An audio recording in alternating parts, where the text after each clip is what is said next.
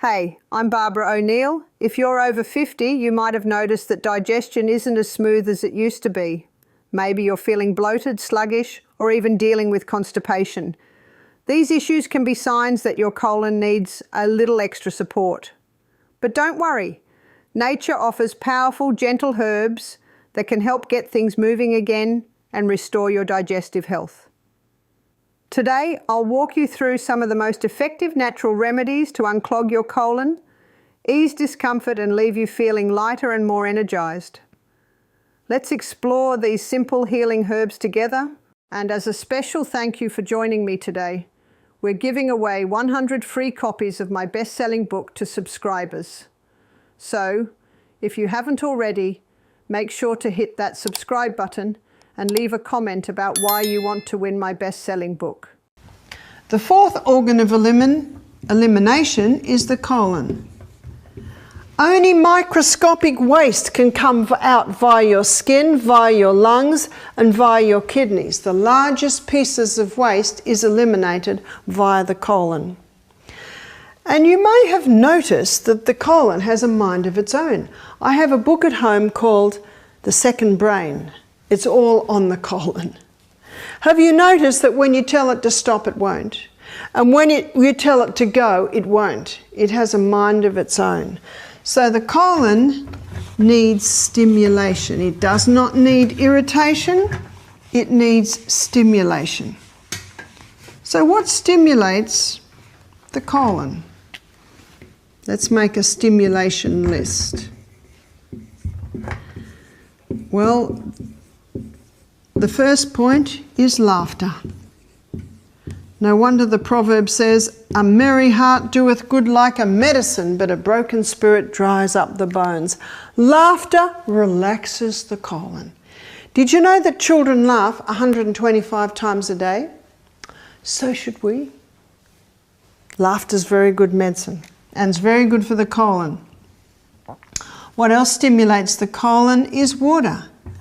One of the main functions of the colon is to take water out so stools are formed so that the contents can be passed with ease.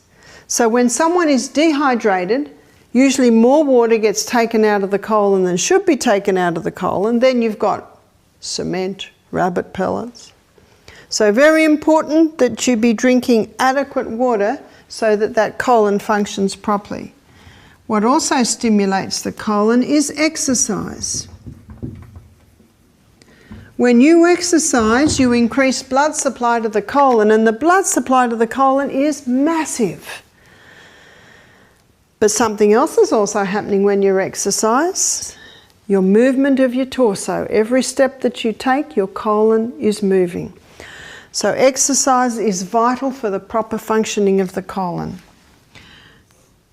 Fibre. Fibre gently sweeps the colon. Fibre does two things. It gently sweeps the colon and it stimulates movement through the colon. It is important that the peristalsis in the colon be moving ever forward, ever forward. So fibre does two vital things.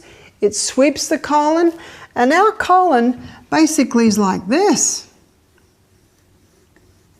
It's got lots of little grooves in there. There's the appendix, there's the small intestine, and here's the colon here. And that's where everything comes out. And because of all these little corners and grooves, it's vital that fibre be a main part of the food so that that gets swept every day. And again, the fibre stimulates the movement through the colon. That's the appendix. By the way, did you know that it's a very important part of the body? What's the appendix for? Some people think that it's not necessary, and sadly, in times past, surgeons would chop it out. One lady said, "I had my ovary removed, and while the surgeon was there, he took the appendix." That makes no sense at all. Let's just cut the foot off in case it gets sick. No, we need these body types, these body parts. The appendix has two main functions. It's called the colon's oil can because it releases a lubricant to allow the contents to get through the colon effectively, and it also releases antibacterial fluid. For some people who are on a high animal, high refined, high sugar diet, what's coming out of that small intestine is pretty toxic. And so the appendix releases antibacterial fluid to try and calm it down a bit. So appendix very important. Let's go back to the colon and the importance of fibre. At Misty Mountain Health Retreat, for the first 2 days on juices, we don't serve fibre. Obviously, they're on juices. So we offer herbs. And these herbs that we offer gently stimulate the peristalsis in the colon. Now let's dive into the power of natural remedies for colon health. Many people don't realise how essential fibre is, not only for sweeping out waste, but also for stimulating vital movement through the colon. At Misty Mountain, we begin each retreat with juices and special herbs that gently stimulate peristalsis, keeping things moving naturally. Mainstream medicine rarely emphasises this, yet colon health can impact everything from blood pressure to energy levels. A clogged colon forces the body to hold on to toxins, impacting overall wellness. Why rely solely on medications when natural approaches can lower blood pressure and keep the colon clear? So I'm going to start with one that I'm not going to touch. And you'll know why I'm not going to touch it. Because it is stinging nettle. And I found this wonderful specimen this morning. Stinging nettle. Did you know that in the little cottage gardens when people first settled in, is that wind? When Australia was first settled, the English colonies, and they had gardens, they always had a bed of stinging nettle. And stinging nettle can be used for, in a stew. You can use it like spinach, and we want rubber gloves on it, really thick rubber gloves, and you cut it up and you put it in your stew. And as soon as it cooks, it limps. And when it limps, of course, you've got no more of the prickly things, and also it annuls, so to speak, the stinging of it. So why would you use stinging nettle? Stinging nettle's roots go deeper than any other root. And because the roots go so deep, they are able to access minerals way down deep in the earth. The top plants can't actually access the minerals that the roots get if they're way down deep. So this stinging nettle, and you can almost tell because it is so dark green. You see, the darker the green, the higher the mineral content. So at Misty Mountain Health Retreat, we serve our guests breakfast like a king and lunch like a queen and tea like a pauper. And so the evening drink that we give our guests is broth. And we cook onions with the skin on it and potatoes with the skin and celery and all the celery leaves. And we slowly cook that for about 4 hours. And in the last half hour, we'd put stinging nettle in. And for a maybe 5-6 litre pot, we'd put about that much stinging nettle in. And then before we serve it, we strain it. So all the minerals that are in all those vegetables and all the minerals that are in that stinging nettle go into the water. So I say to our guests, aren't you glad we don't ask you to eat stinging nettle? We just drink the water from it. So all the minerals that are in the plants are now in the broth. So we strain that. And what we strain out is basically not good for much, because all the minerals are now in the water. And I know an old Aussie habit, the ladies used to cook their veggies on a Sunday and cook their roast, and then the water from the vegetables they would make their gravy with. That was because it gives a nice flavour. You know what the flavour is? The flavour is minerals. So before we serve our broth, we put a couple of spoons of Celtic salt in it, and our guests love that broth at night. It really is what women used to call stock, yeah? And they'd have their big old fuel stove and a big pot, and they'd cut up their carrots and put the tops and the ends in, and they cut up their onion and put the onion skins in. That's basically what we do.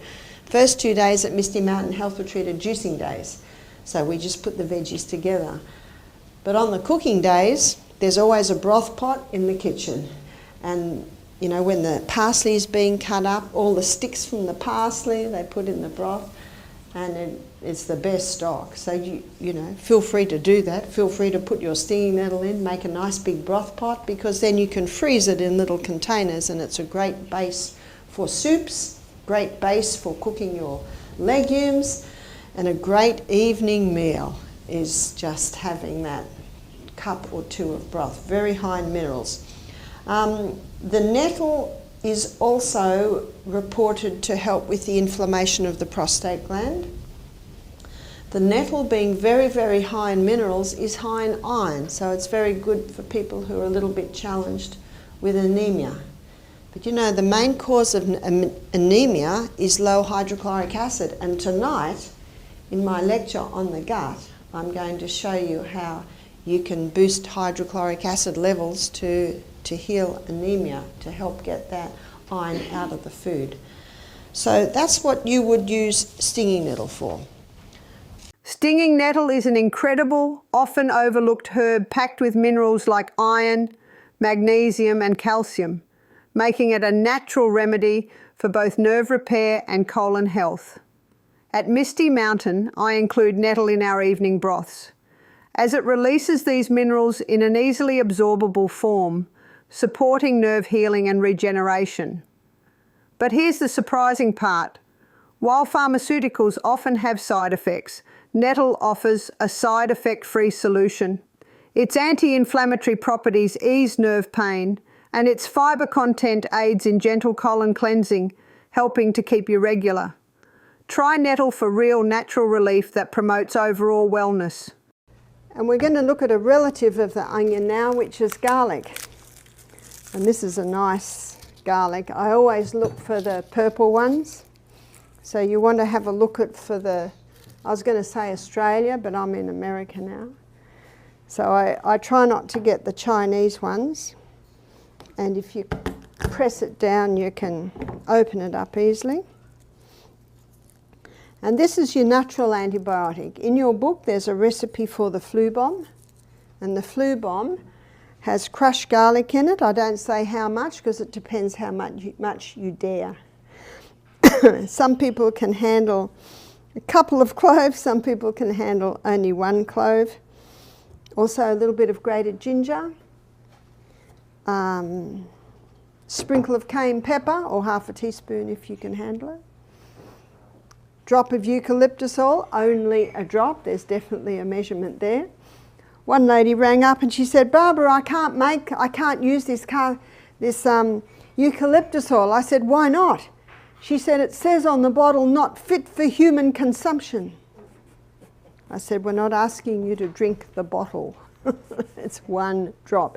In Australia, you can buy eucalyptus cough lozenges. What do you think's in the cough lozenges? Eucalyptus oil. So only one drop. Yes, you'd probably be in trouble if you drank half a cup, but I think that's a bit of common sense, isn't it? Now what I'm doing now, this is what you do to a baby. You could do it to a newborn baby, you could do it to any baby. So I've got a little cloth that's a strip, and that looks like about 8 inches long, about a bit more than an inch wide, and I've put some fine slices of garlic on there. And I'm going to cover that over, and I'm going to pretend that the palm of my hand is the bottom of the foot. So I've got a layer of cloth between the fine slices of garlic and the skin. If that garlic touches the skin, it will blister the skin. Not so with the onion, but definitely with the garlic. And you can do this to a baby any age, and within a couple of minutes you can smell it on their breath, because it takes 1 minute for 1 drop of blood to go around the whole body. So this is a great way to get garlic into a baby if they've got a little bit of a chesty cough, or if they've got a head cold, a bit snuffly, then you can put the garlic on their feet. I used to put it on my son James. I realise now, and I didn't realise at the time, that we lived in a house that backed onto a swamp, so my children often got chest colds. When I moved to the rainforest, high and dry, no more chest colds, or very rare. But when he was 3, he used to get them a lot, so I'd finely slice the garlic, wrap it on his feet, put a sock and a shoe on and send him off to play. So every step he takes, what's happening? A little bit more, a little bit more. At the end of the day, when I took his shoes and socks off and the garlic off, the garlic was like bits of yellow dried leather, not one bit of juice left in it. It had all gone into James. So that's a way that you can get the garlic into the little ones. Although I find you crush garlic into mashed avocado and a bit of chopped tomato and salt and put it on some crackers. I find even little ones will quite enjoy that. But garlic is a potent antibiotic and you can use it as such. If you want to use it as an antibiotic, you would probably need probably at least 3 of those medium-sized cloves a day. And you could have it in the flu bomb, or you could crush it into a bowl of hot soup, or you could put it on a slice of sourdough toast and put avocado on top. But that garlic going in has a great effect for a chest cold or a head cold. Here's the truth about garlic. It's one of nature's most powerful antibiotics, yet it often goes unnoticed. While pharmaceuticals have their place, garlic offers a remarkable, side effect-free alternative. Crush a few cloves and mix them with avocado and tomatoes for a potent remedy against colds and congestion. And that's just the start. Garlic's circulation-boosting properties make it invaluable for nerve health, helping deliver nutrients to damaged nerves while easing inflammation. Plus, its natural antibacterial qualities support colon health by flushing out harmful bacteria and keeping your digestive system clear. Garlic truly is nature's healer, aiding in both nerve and colon health. Cayenne pepper. Cayenne pepper is a remarkable herb. And cayenne pepper has 3 effects. Cayenne pepper, number 1, thins the blood. Number 2, it is a vasodilator. So I'm teaching you some medical terms here. Does everyone remember what a vasodilator is? It opens the blood vessels. So if the blood vessel's this wide, you take a vasodilator, it'll open it this wide. A vasodilator, vaso meaning vascular, blood system, it opens the blood vessels. So that's number 2, what it does, it's a vasodilator. So that's number 2. And number 3, it strengthens the arterial walls. So if a person has had a build-up in the arteries, if I had build-up in my arteries, I would not have a bypass. What I would do is I would start taking 2 capsules of cayenne pepper 3 times a day. Strengthens the arterial walls. Some people say, but is that safe? Does anyone ever say to their doctor when they're given cholesterol-lowering medication, is that safe? Or when they're given aspirin, is that safe? Do you know, they're not. They're not. But remember what the doctor says, it's impossible to abuse cayenne pepper. It might feel like it's burning, but it's tingling. The other doctor said it'll never cause a lesion. You know what that means? It will never damage the lining of your gut. And if you've got a stomach ulcer, it'll even heal that. Yeah? How many capsules was it again? 2 capsules 3 times a day. Now that's quite a strong dose. But if someone's coming off blood thinning medication, and if anyone's on warfarin, because you know that's what it is. It causes rats to bleed to death. So they don't just give as much to humans. But I've known people that have said they just brush their arm and they bruise. Their blood just comes out of their nose. They're on too much.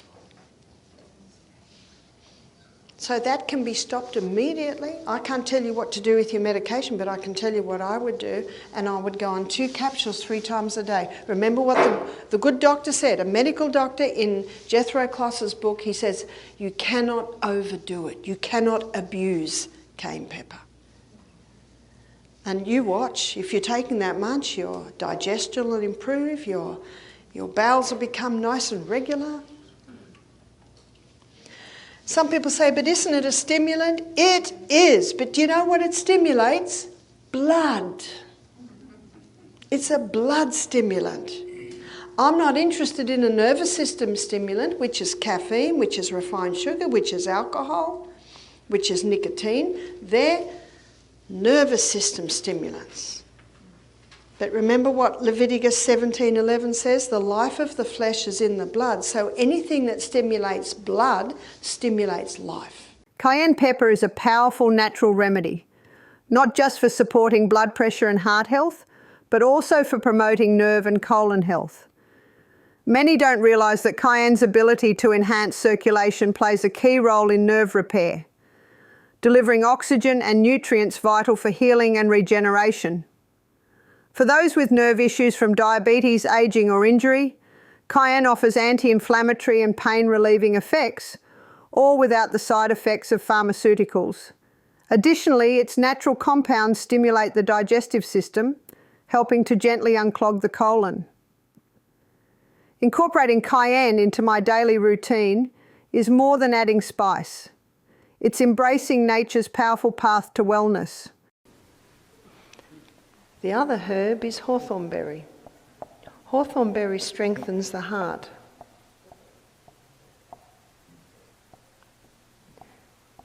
In fact, if the blood pressure's low, it'll bring it up. If it's high, it'll bring it down.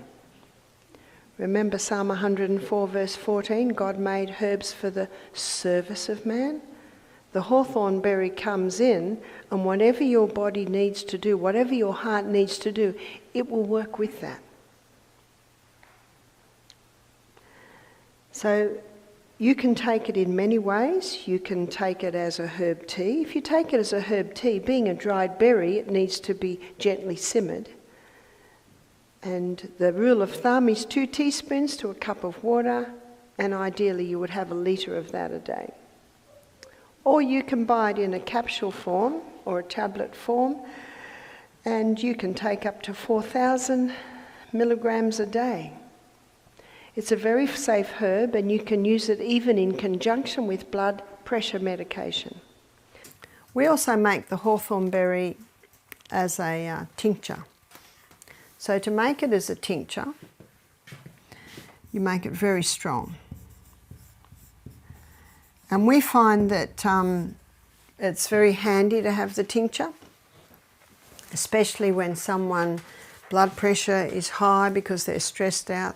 Sipping on that hawthorn berry tincture has an effect. It's a very, very safe herb.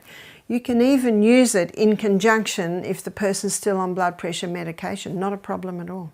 There's no contraindications with the hawthorn berry.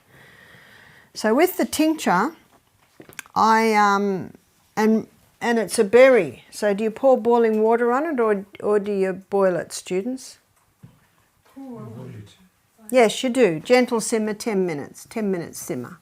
Because remember, the 3 things, what are the 3 things you simmer? The roots, the berries and the bark. The roots, the berries and the bark have to have a simmer. 10 minutes simmer. Should you grind it to the berries? We don't. You could. You could. You probably get it a little bit stronger then. But with the tincture, what I do is I do 2 cups of hawthorn berry and 3 cups of water. And I do a gentle simmer, and I get an incredibly strong dark tea. And then I'll put it with equal amounts. Once it's cool, make sure it's cool, strain it, and then you put equal glycerin. And there's your tincture. Hawthorn berry is an incredible herb, well known for heart health, but its benefits extend far beyond the cardiovascular system. I've seen how it naturally balances blood pressure, strengthens the heart, and promotes healthy arteries. What's often overlooked, though, is hawthorn's positive impact on nerve and colon health.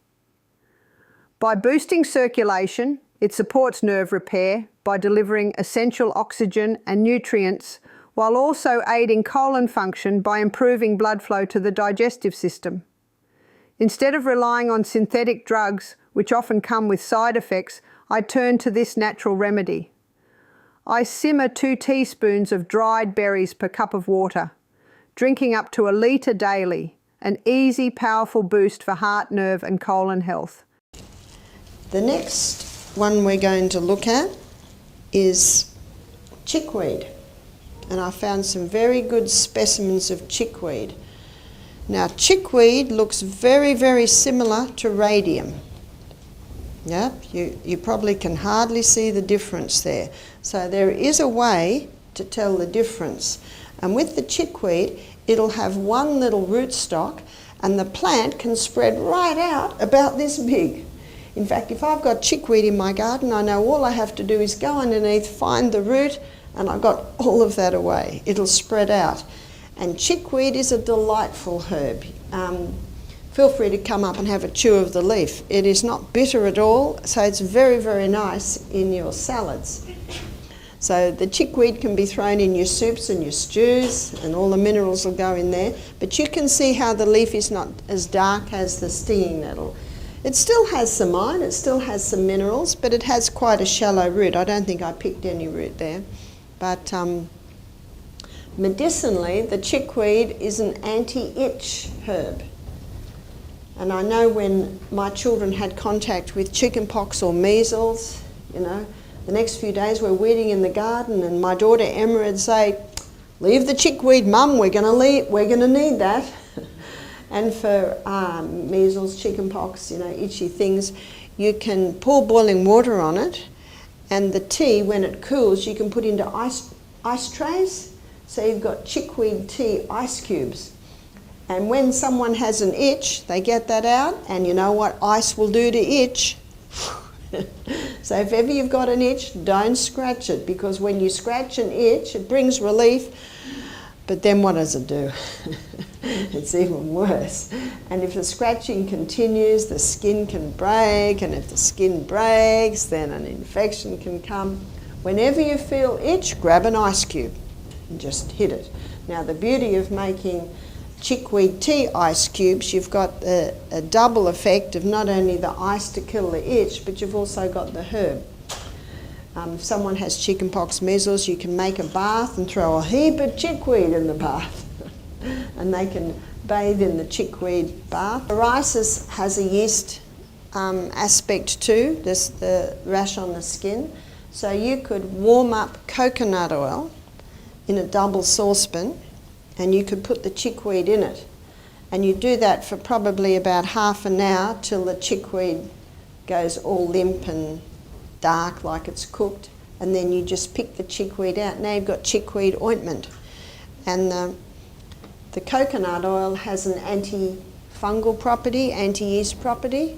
So that's an excellent ointment for things like eczema and psoriasis. You've got your anti-itch of the chickweed, and you've also got the antifungal property of the coconut oil. Can you see that? That will actually stay there. If I pull that hard, I can break that little inside thread. But that little thread in the middle is your identifying factor. So that's the main thing with chickweed. It can be eaten. It's got nice array of minerals in it, and it's anti-itch. I hope you found these natural remedies helpful in supporting a clean, healthy colon. Remember, it's often the simple, natural solutions that make the biggest impact on our health. I encourage you to try adding these herbs into your routine and see how they make you feel. Your body has an incredible ability to heal when we give it the right tools. If you enjoyed this information and want to learn more, please like, share, comment, and don't forget to subscribe for more natural health insights. Let's spread the word about the power of natural healing. Thanks for watching.